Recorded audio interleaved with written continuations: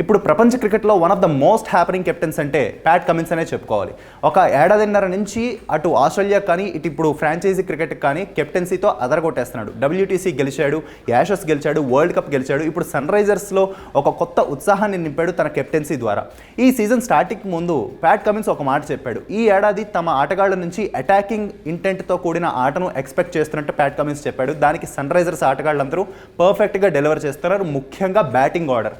Power ప్లేలో Sunrisers openers Travis Head, Abhishek Sharma ప్రతి మ్యాచ్లో కూడా చాలా ధాటిగా బ్యాటింగ్ చేస్తూ అపోనెంట్స్పై తొందరగానే ప్రెషర్ పెట్టేస్తున్నారు. దానివల్ల మ్యాచ్ ఫలితాన్ని ఈజీగా డిసైడ్ చేస్తున్నారు. ప్యాట్ కమిన్స్ చెప్పింది చేస్తాడు అని మీమ్స్ ఇప్పుడు బాగా వైరల్ అవుతాయి. వరల్డ్ కప్ ఫైనల్ ముందు మీకు గుర్తుందిగా అహ్మదాబాద్ స్టేడియంలో 1,00,000 మందిని సైలెంట్ చేస్తే వచ్చే మజా వేరు అని ప్యాట్ కమిన్స్ చెప్పాడు. అలాగే సైలెంట్ చేసి వరల్డ్ కప్ టైటిల్ అందించాడు.